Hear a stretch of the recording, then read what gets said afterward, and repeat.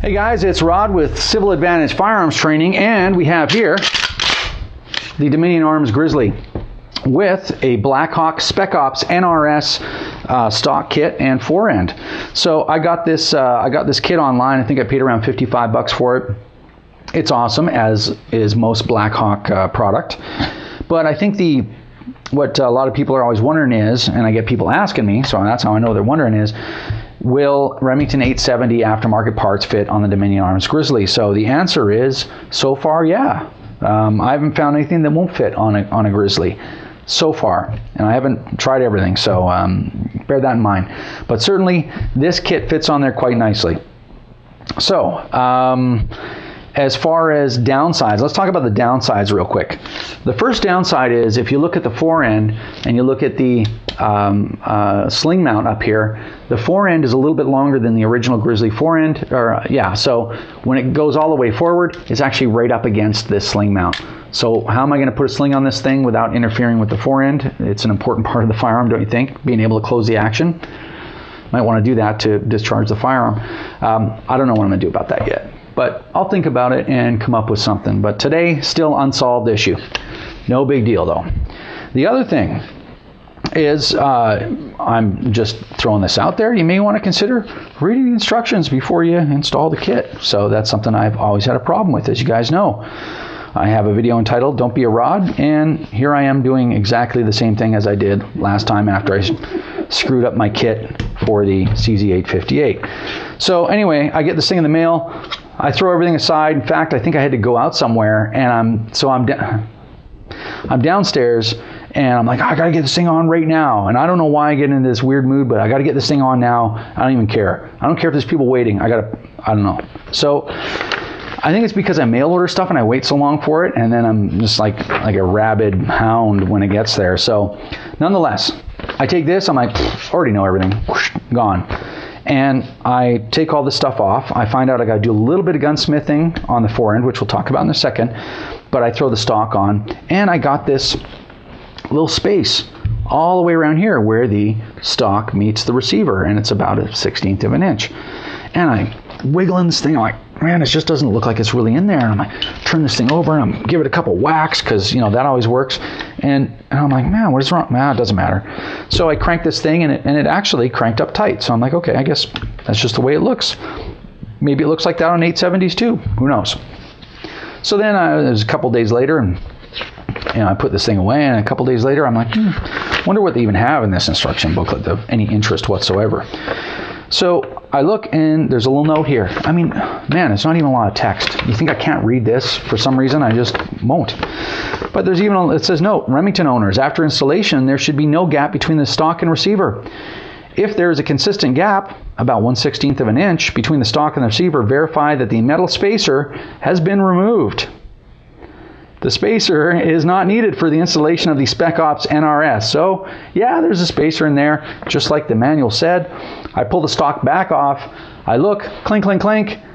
This thing falls out of there, and yet again, I'm an idiot. So, make sure you take the spacer out, and it'll fit real nice. The other thing is, now, let's cut in some other video of a close-up of this part. So basically,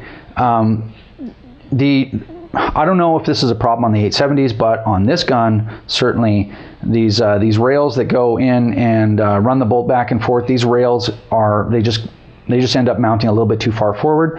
So as you can see, I've had to remove a little bit of material from here. And how I did that was I took a hacksaw blade, and I just used the hacksaw blade by hand off the saw itself, and just used it to saw out some of this material. And it was super easy. A hacksaw blade, plastic like this is no match for a hacksaw blade, so it didn't take a lot of work. But anyway, you're going to have to trim this material here a little bit forward to be able to get the mounting mechanism in here all the way forward to where it needs to be. But that's about it. So not really a big deal. Now, as I said, Blackhawk, high quality stuff. This looks really awesome. Fits perfect. Remember, throw away the instructions. Don't read them.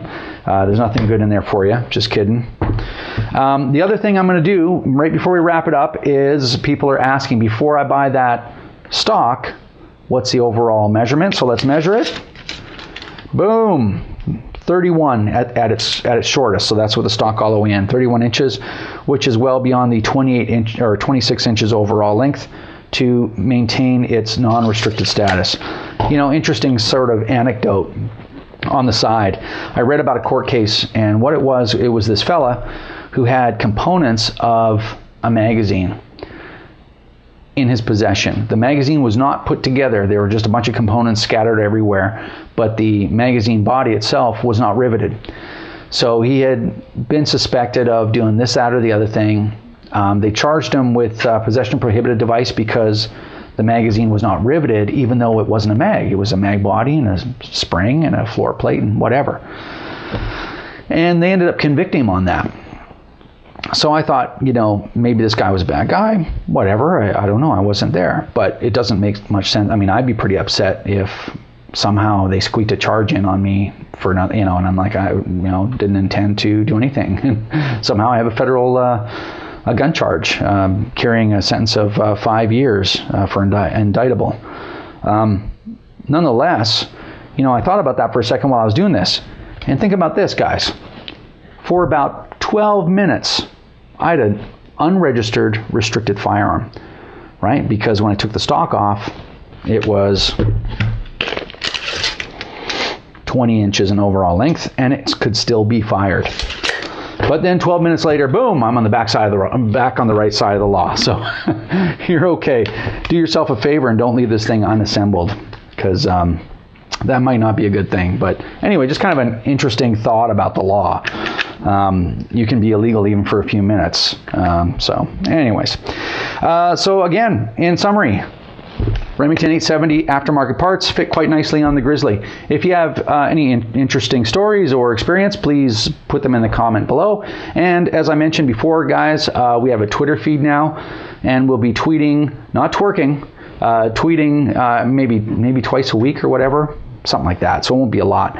But if I find something interesting out there, gun stuff, even product stuff, I'll shoot that out on Twitter. So you can follow us at Civil Advantage 1, or you can see us on the web at www.civiladvantage.com. Thanks, and we'll see you next time.